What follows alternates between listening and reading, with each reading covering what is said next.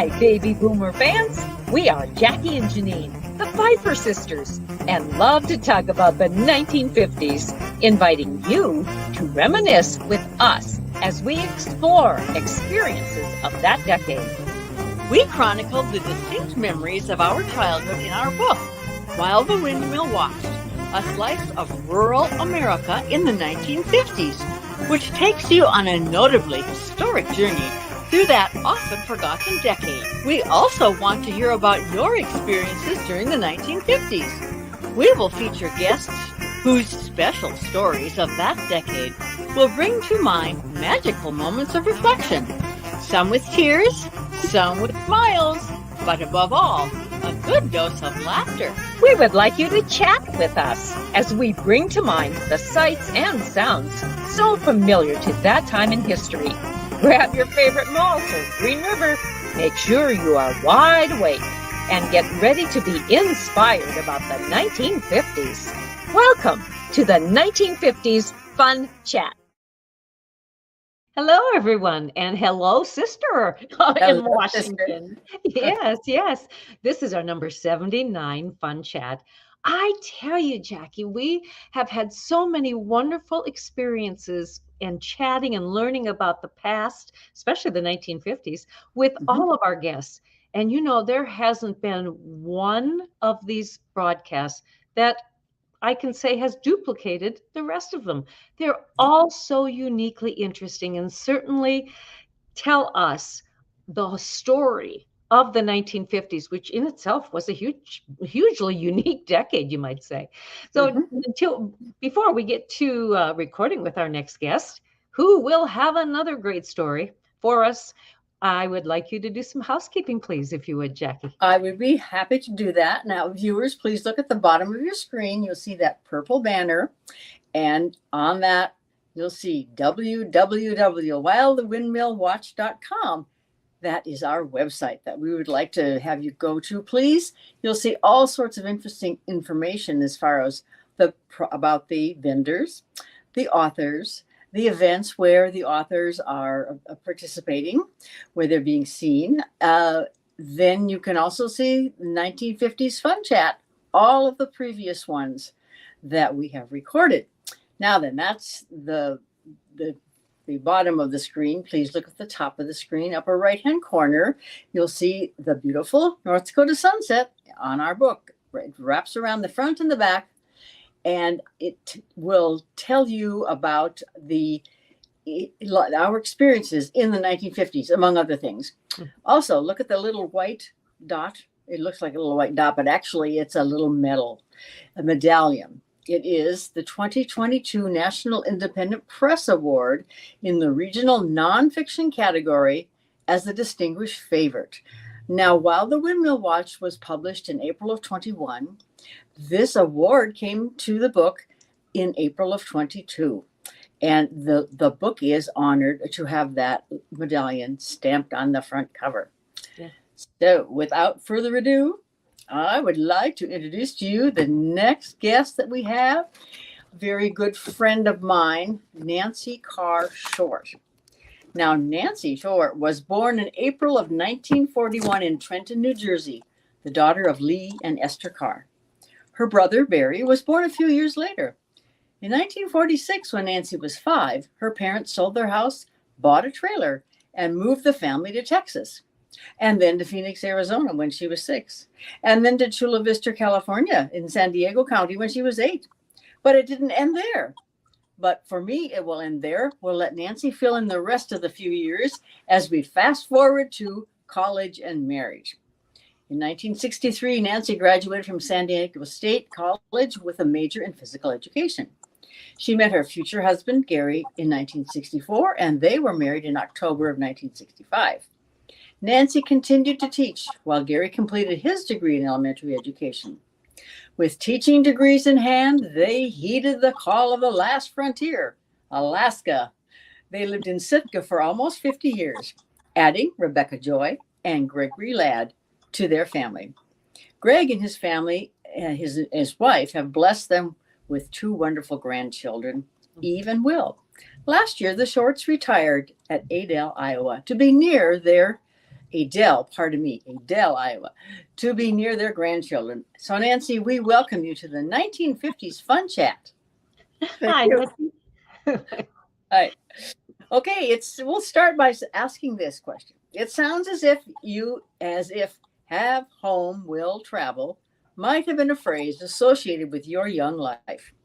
Please tell us about your family's experiences living in various trailer parks.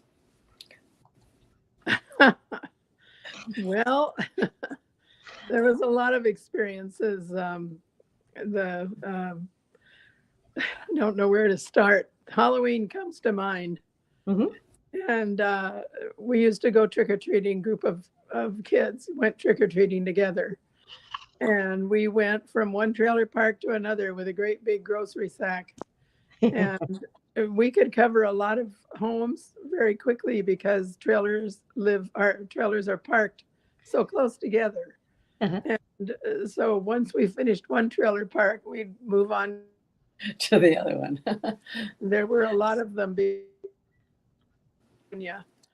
And that was the easiest thing to move with, especially when you weren't sure where you were going to settle. Mm-hmm. So we'd go from one trailer park to another and just keep loading up our bag of treats until it was time to go home. Our parents were not, they didn't know where we were. Tell us, what were some of those treats back then in the 1950s? Oh, I don't remember. It was candy. Okay. Did you ever bob for apples? No. Okay. No. Okay. No. What about the daily life in a trailer park? Well, there were lots of friends, so we didn't have to go far to find someone to play with. Mm-hmm. And but I think one of the most important things to mention is that most of the trailers did not have bathrooms. Mm-hmm. There was a community bathroom in the trailer park, and you went down there to use the bathroom to take a shower. My mom would go down there to wash the clothes. Mm-hmm. And then there was a community clothesline where they could hang their clothes. Nobody had dryers then. Sure. Huh. Nancy, was it like that? Was it like that in each of the trailer parks in which you lived? In those days, yes. I remember there was one row where I had a friend that lived, and it seemed to be a little more elevated in status, you know. Mm-hmm. I think they even had a bathroom in their trailer. Right. Yes. But my folks, there was only one bedroom in our trailer at the very back end, and my father built bunk beds. Yeah. Mm-hmm. Mm-hmm. Yeah, and we slept in bunk beds back there. So my folks didn't have the bedroom, so they slept on the couch. It folded out at the opposite end in the very front. Yes. And then in between those two, there was a dining room area where the table folded down off the wall, and the kitchen area, and that was it. Okay. Mm-hmm. We had some neighbor friends who lived in a trailer house, and I always thought it was kind of exciting to go visit them. Everything was just so efficiently organized in their home because of the small amount of space that they had. Yeah. I'm sure ours was too, and I don't know how we ever crammed a Christmas tree into that, but we did. Yeah. We had a Christmas tree every year at the foot of my folks' bed. Interesting. Yes. Did you have lights or icicles on it? I don't remember. Santa decorated our Christmas tree. Okay. I see. When we got up in the morning, there it was. Do you recall if other families in the trailer park had Christmas trees too? We didn't play in or go into other people's trailers. Okay. There wasn't enough room, really. We played around there in our yards. Everybody had a little yard. Mm-hmm. And I remember one time we went over to where the clothesline poles were. We were swinging on those, and we got in trouble because you weren't allowed to swing on the poles. So they went and told our parents, no swinging on the clothesline poles. Okay. What kind of games did you play outside then? Jump rope. Okay. I remember that one. Mm-hmm. And Did you play jacks or marbles? we did that at school. Okay. Yeah, we did that at school, and jacks. Yeah. Okay. Yeah. You said that your dad built the bunk beds. Was this his craft, being a My carpenter? dad was excuse me, I should have brought a drink with me. You want to My go get dad was a carpenter, cabinet maker. Okay. And he built a house in Arizona Okay. while we lived there. And then when we moved to California, he eventually built us a house in Lakeside. But in the meantime, he worked for a company in San Diego. As a carpenter? Yes, I think he built a lot of things in stores, like space for refrigerators or freezers. Okay. Now okay, we finished there. Sorry if I interrupted you. No, that's all right. Okay. Well, I know your mom had a career before she married. Tell us about that. Yes, she was a nurse, and I wasn't alive then, so I don't know what to tell you so much about it, except that she didn't work after she got married. She was a homemaker. Women didn't work then. Right. They didn't work outside the home. Most of them didn't. Yes. Nancy, I'd like to go back to the move that you made from quite frequently, especially starting out in a colder climate of New Jersey and then going south. Was there a medical reason why your dad was encouraged to move to the south? Yes. My dad had a hearing loss. And the doctor thought that if they moved to a warmer climate, that would help improve his hearing. So I think that's why we moved from one state to another, looking for the one that they wanted to live in. Sure. Okay. Was that true? Did the warm weather help or not? We moved, let's see, after my third grade year in Chula Vista, we moved, I think, up to LA. And my dad had ear surgery. There's a little horseshoe shape in your ear, and another little bone that is right beside it, and I think it vibrates against the horseshoe, the bone made of shaped like. You mean the stirrup? Well, yeah, that stirrup, but yes, the stirrup, but I don't remember what the little other straight bone was called. I was going to look that up, and I realized now I forgot. Oh, okay. Anyway, that's what happened. They operated on his ear and knocked that loose. One was hooked to the other, and it's not supposed to be that way. So they cut that loose, and he healed back up, and he was good for the rest of his life. Oh, amazing. Yeah, I don't know why I don't hear more about that these days. You know, I haven't heard about that surgery in ever. Yeah, since then, huh? Your parents were looking for just the right spot in which to live. How about you? Did you have a feeling as far as what might have been your favorite spot to live? Oh, I had lots of fun wherever I lived, swinging on the clothesline poles or after that trailer park, my dad moved us down to park the trailer right beside the cabinet shop where he worked. And there was a couple of olive trees there, and Barry and I got to build our own tree houses. I built my own tree house up in the olive tree, and he used to make us kite sticks, and we'd make our own kites out of newspaper and fly them. That was fun. Yes. Yeah. Okay. I mean, kids don't get to make kites anymore, I don't think. I mean, do they even fly them? Our grandkids do. Flown kites for ages. Yeah, we've given kites to our grandkids, but they were all pre-packaged. Right. Yeah. And I like building my own kite, putting the sticks together, and holding the paper around the string and the whole works. taught me a little bit about. Did you and your Construction, brother I have? Did you and your brother have contests to see who could make the kite that flew the highest? No, he was younger than me. He wasn't that, Okay. I was in like 4th, 5th, 6th grade. I don't remember which year we did that. Mm-hmm. But he was younger than me. So Okay. How many years younger is Barry? 3. 3. Okay. Yeah. Just like, Yeah. all right.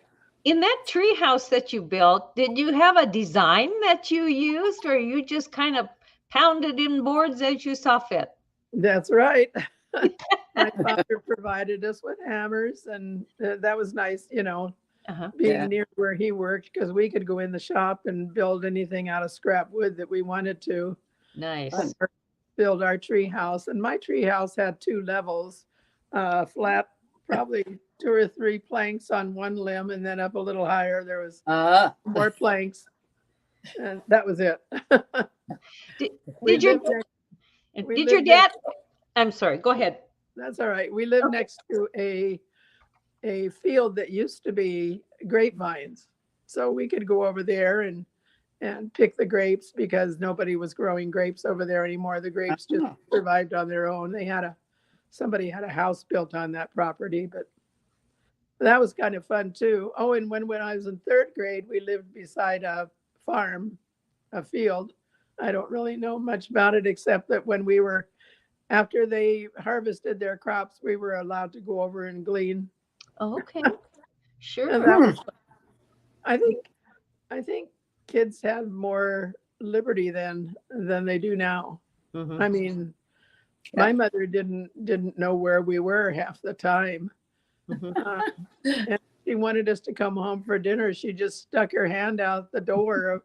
Oh, this is after we got the house. Just stuck her hand out the door and rang the bell, and it was in a mountainous or hilly, I guess I call it. It was on the side of a hill. So the bell, the cow bell, rang out across the whole valley.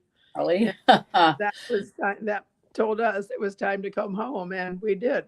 Isn't that amazing? How the great outdoors was the babysitter of that time. That's right. Yeah, kids played out. And when you're in a trailer, you don't want the kids in the house. Right. There's no room.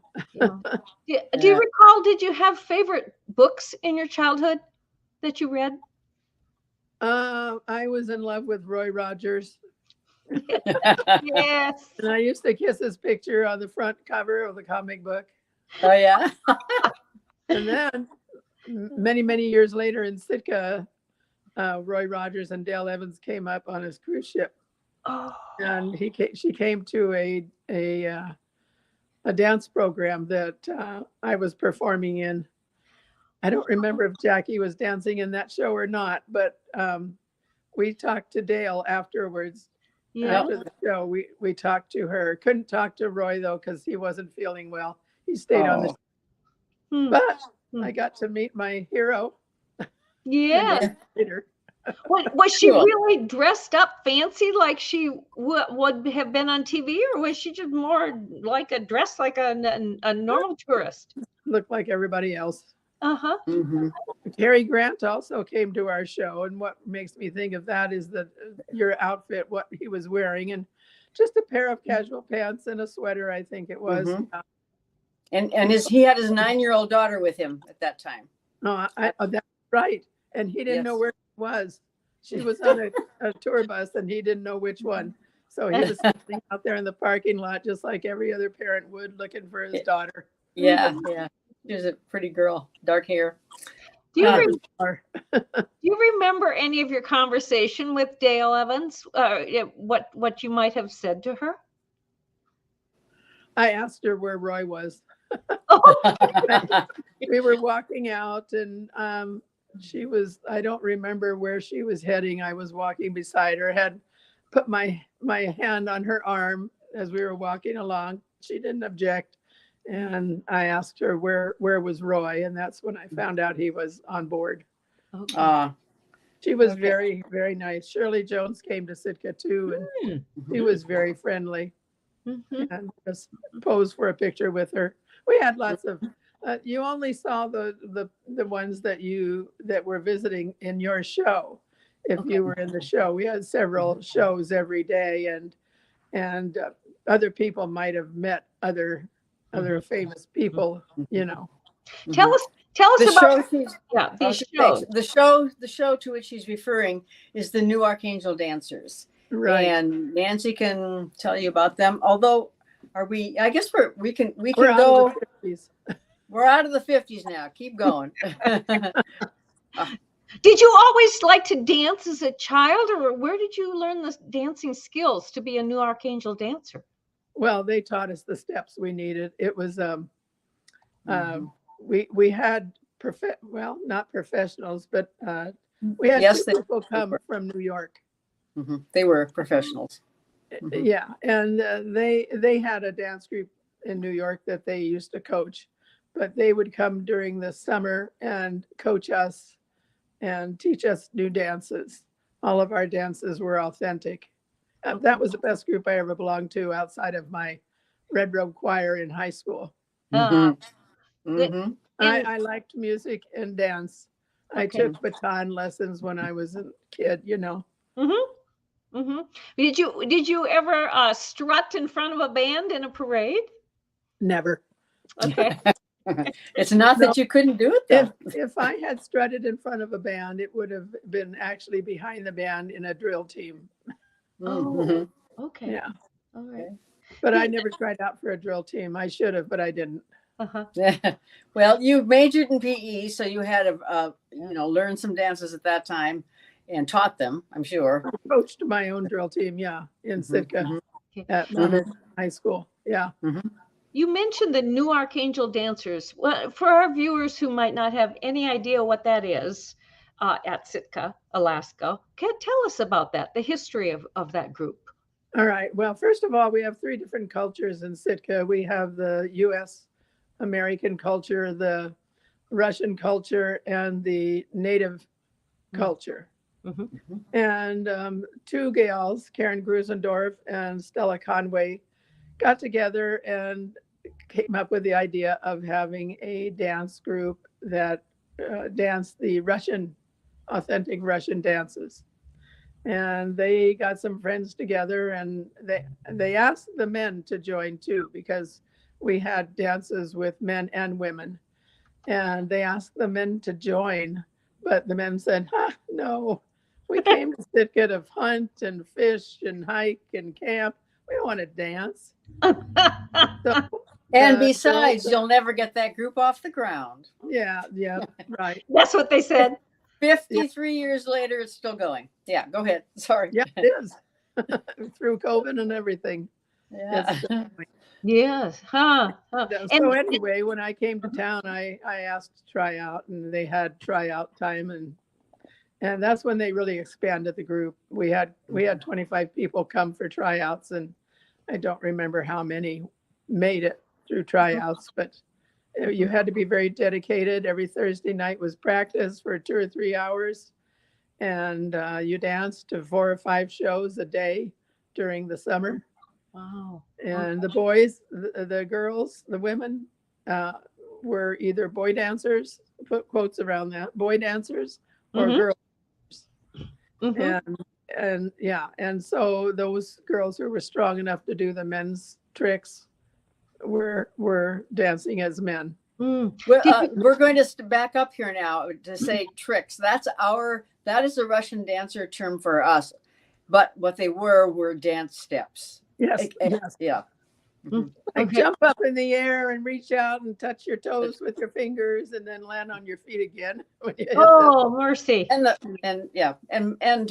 all those traditional Russian dance steps. Yes, some of them were real energetic and bopping around on the stage, and some of them were slow and kind of folk dancey, and we had all kinds of dances. Did your bodies ever tire from that, or was there a strain? It's almost like were you like a football player? You had to have the proper training and stability to perform those dances. The one program that one time I remember when I was completely exhausted was when I was programmed to dance a boy's part in 5 straight shows in one day. And I was so exhausted by the end of that day, having to jump up in the air and touch my toes and then land on my feet again. And that wasn't the only thing we had to do. We had a lot of different steps, that we had to learn. And not everybody did the jumps either. Pardon? But I said not everyone did the jumps, as you call it, the jumps, but Nancy was strong enough. True. You have wonderfully strong quads when you're dancing. Yeah, you have to. Yes. Did most of the dancers have dance training before they auditioned? No. Really? Some did, but some didn't. Desire was the name of the game. It sounds like. Yeah.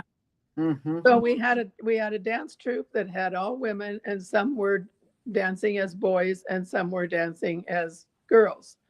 And sometimes you'd put on different outfits throughout the program, and sometimes you subbed in on a boy's part, or you danced with another person who was the opposite of you. If you were a boy, you danced with a girl, and you did just the two of you did something. The thing that I thought was funny, that I always think is funny, is when we used to travel in the group that winter after I danced, we got to travel all over Southeast Alaska throughout the winter in the little small planes, stopping at the small villages and performing for the people who lived there. And that was a lot of fun. We also traveled, I traveled down to the Bahamas with the group. They performed on a cruise ship. Did you perform, Jackie? Yes, I did. Yep, I did. I didn't perform by that time. I think I was retired. Had to retire when you were 50, so that there wouldn't be any squabbling about who could still do it right and who couldn't. Sure. What was the age of the youngest dancer? You had to be 21. Okay. Right. Oh, wow. Because sometimes we danced in places where there was alcohol. Did you have a favorite place to dance? Where do you mean a favorite place? Where you traveled with the group and you were on a cruise ship, or you were at home dancing? Did you prefer one over another? No, I just wanted to be dancing. It didn't matter. It was fun to travel. We went up to Fairbanks and over to Juneau, and I think we danced for Sheffield when he became governor. We did for his inauguration. That was After I left the group, some of them got to go to Russia. Oh, and I think also China. Yeah. Were there any other groups like this in the state of Alaska? I don't think so. No, not Russia. This was original. This was real unique. Oh, yes, it was. We had beautiful, authentic costumes. There were native Southeast Alaska native dancers, the Chilkat dancers. There were also some the Eskimo dancers up north in Bethel. Yeah, that was later. I think they started performing for the public later. Okay. Well, viewers, you can see we have meandered from the 1950s and visiting with Nancy, but don't forget that so much of her life in the 1950s influenced her life later. And I'm not getting that. Okay, how are you doing now? Anything? Yeah, that I can hear you now. Okay, all right, good. But it's amazing the influences of our lives as children, and then to how we move on to reflect our professions or our desires or our fun, the fun that we have in adulthood. When you were a child, what influenced you to go into physical education? And what did you always have a lot of activity in your life, or tell us about that? Activity. I was a very active person. So, yeah, there was always a lot of activity in my life. I think my parents probably had a hard time keeping up with me. Um, I always liked music too, and I sang in the school choirs and church choirs and so on and so forth.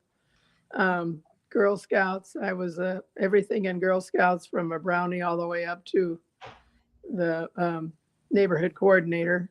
I Okay. enjoyed that. Uh-huh. What influenced me to dance, did you say? Yes.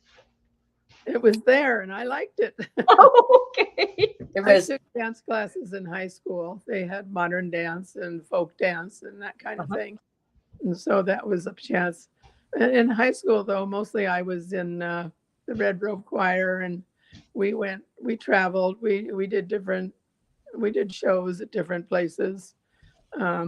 Danced at one of the big hotels in sang in one of the big hotels in San Diego. And had a great director. She was really great, and that's what helped make the singing so much fun. She ran it well. There was a Christmas program every year, and we performed in that too. We provided the music. It started out with players speaking on stage and setting the mood for a Christmas long ago, and then it became more formal and went on to Jesus' birth and so on. But they don't do that anymore because I guess they're not allowed to do religious things in school. Okay. But people used to travel far to come and see that. It was several nights in a row, and the audience was always packed. Hey, yes. Fun. What a wonderful memory for you. Oh, yes. Were your I even took one of my students down to see it one time. from Sitka? Yes. Oh, were your parents yeah. Let me think. Where was she? No, this was from Corona. I took her down to San Diego to see the show. Were your parents musical? Not really. Okay. My mother might have. I don't know. I don't think so. I don't remember her even being in church choir. Yes. But I always was. Everybody's born with certain likes and dislikes, and if they're permitted to participate in what they like to do, then that's what they do. That's right. That's right. And you were born with an outgoing personality, and you took that and used it in so many ways in your life, from what I have observed. Well, I'm not alone. Nancy, you had the need when you were young to learn to make friends because you settled in so many different spots as a child. How did you acquire that? I don't that know. ability? It seemed like every year I was in a different school. I was in a different school. Well, for first and second grade, I was in the same school. And I was never in the same school again each year until I got to high school. And, it wasn't a conscious thing. I mean, when you're a kid and you don't know anybody, you got to figure out how to find some. Yep. I think maybe that one of those things, maybe that got me in trouble. And I remember sixth grade, the teacher sent me to the office to do an errand for her. I used to make comments, and I guess I still do, side comments, joke. And I was doing this in this class, sixth grade class. The teacher and I didn't get along. She sent me down to the office and asked me to get some papers and bring them back. She just wanted me to get out of the classroom so she could tell the kids to quit laughing at my jokes. Oh, She didn't tell me that. But when I got back and I popped another funny, she said, and nobody laughed. And she said, now you see, nobody laughed. You're not funny. So how rude making the joke. Her. Well, let me tell you. I said, I said, that's because you told him not to laugh while I was gone. I figured her out. Anyway, Spitfire, a little Spitfire. Did I she have wasn't- a reply to that? I don't remember her saying Oh. anything. Well, Oh dear. Was your younger brother as much of a Spitfire as you were? No. He was a quieter kid, but he did become active in his school, and I think in his senior year he was president at his school. mm-hmm. But I don't know how he managed all these different changes because, from one school to another, because it's not something kids discuss. Like, how are we going to make friends this year? It's just Mm-hmm. you go out and do it. Mhm. And Back in New Jersey, was that where your families originated? yes, Okay, well, your grandparents were there too? yeah, they were, but my mother is the first one born in this country. They immigrated from England, Mm-hmm. and all of my uncles and aunts were born on my mother's side in England, and my mother was born in the United States. Ah. Uh-huh. Uh-huh. Yes, what an We interesting place. visited their old home in England. My daughter Rebecca went to England. I think it was on semester at sea, and we gave her the address of where the homes were, and she went and visited my grandfather's home and my great uncle's home. They lived side by each, and brought back a cobble out of the street. They have stone streets. Yes. Yeah. This thing must have weighed, oh gosh, A lot. 20 pounds. I mean, cement block in the street, and the whole street was made with these blocks, and she pulled up a couple and packed them in her suitcase. And Oh my goodness. and I still have mine. A little bit of hope, Nancy. You could have been arrested for that. Uh-huh. Yes, she could have been arrested for that. Yep. Well, your daughter has a little bit of your spirit too. I was thinking the same thing. Yeah. Yeah. Nancy, we're nearing the end of our fun chat already. Can you believe it? It's just ticked right along. And I always like to ask a couple of questions of each of our guests, and sometimes they're the similar answers, and sometimes they're way different. And so I'm asking of you, what would have been a fun memory from the 1950s? What would have been, or what is a fun memory? Please. Oh gosh, a fun. I guess it's just being in the Red Row Choir in high school. I was in it for 4 years, and I learned a lot about music, and we got to, as I said, travel to different places, even out of San Diego County. We went up north and farther up in California, and the teacher was really great, and I had a good time, and lots of nice kids in the choir, and yeah. Good. And then also, what would you consider to have been very influential from the 1950s that has really touched your life all through your adulthood? I guess making friends. Sure. Because I don't fool around when I get to a new place. I immediately figure out how to get into the social, stream. And like where I am right now, I'm trying to figure out how to get to know people outside of the senior living complex that I'm in. Yes. I want to know people. So this morning I went to exercises at the Methodist Church in Adel. And that's what I'm doing, is just looking for other opportunities to get to know people. Good for you. Good for you, And Nancy. so that little skill has helped me all my life. Yes. Well, viewers, our fun guest today has been Nancy Short, formerly of Sitka, Alaska, now living in Adel, Iowa. But boy, what a menagerie of addresses she had in the 50s, and it's been fun to hear about those. So Nancy, we thank you for being our guest today. It's just been so much fun. And And Jack, I have to comment that I don't live in Adel. I live That's in right. West Des West Moines. Des Moines. Mhm. Yep. My Thank son you. lives in Adel. That's what brought me here. I never would have left Alaska without, having something like my grandchildren to look Mhm. forward to. You bet. You bet. So, folks, thank you for watching. We're so glad you had the opportunity to meet our guest today, Nancy Short. She's just been a boatload of fun to visit with and to hear her story from the 50s and how that all influenced in her life into adulthood. Jackie, where can we go from here in order to conclude our program? Well, we go to the screen again, please. Folks, look below that and you'll see a red subscribe button. We'd really appreciate you pushing on that. And also the blue thumbs up button.